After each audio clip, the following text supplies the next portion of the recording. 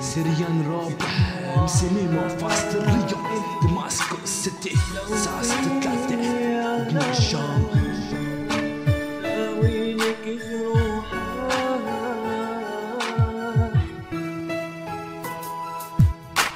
دموع الشام مع عيوني بعد عما تنزف، امهات عما تصرخ بالاهات عما تعزف، بتحني الحنين بترجاكي يا شام لا تبكي، اخبي دمعاتك لاولادي حتى لا اشكي، كل ما يصدر يضيق الدواء هو ترابك، ليش حرمتيني منك والوقفة على بوابك، ايام عم تعدي مثل لمح البصر، اشتقت لخريف الشام وله طول المطر، حلمي بحياتي ابني اشوف الشام جنة، ما اشوف صورة طوري عايش فيها المحنة، سوريين من سوريا كرامتنا سورية، هذا اللي خلى كل شي يضطنا بالكرة الأرضية، الخزيفة يلي عم بتقتل فيها ليكا بخط عريض مكتوب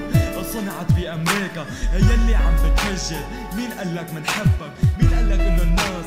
إلك عم بتودك، غاروا منا حاسدونا داقت عيونهم علينا يا انصحلك دموعاتك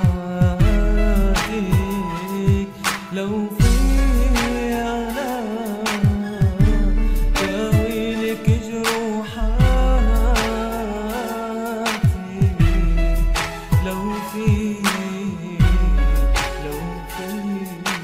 حاسدونا عن نعمة الأوان مشتاق لأيام زمان، ذكرياتي محفورة بكل حارة وكل زاوية بكل مكان بأرض الشام، عم أحكي صفة الشاب السوري عمري 20 شايف بلادي عم تتدمر باسم الدين وأنا ساكت، حياتي بالغرب داقت، سوريا عم تنادي ما حدا عم يسمع، سوريا كل يوم عم تتوجع والعيون عم تدمع، والعرب تاريخهم أسود كل يوم حلقات الخيانة عم تتجدد، ما رح انسى عداد الذاكرة السورية من إرهاب من عذاب لما فتحت الجبهة الإسلامية، لما تحولت ساحات من ساحات دموية تحمي سم الجهاد والشوق الفتنة، لما زرعوا بعقول الشباب العربي جهاد لقتل أكبر عدد من المسلمين كالمعتاد، أيوة يابا حرقوا أرض الميعاد، أيوة يابا خربوا الشام، وبدل ما تكون قدوة في دين الإسلام صرت السبب الأول في قتل السلام، هم في حالي هم ماذا فاعلين عند لقاء رب العالمين، كل يوم نزع بحالي الأمل لكن الأمل فيني انهمل، مشتاق أصحى يوم من المنام شوف حالي بأرض الشام،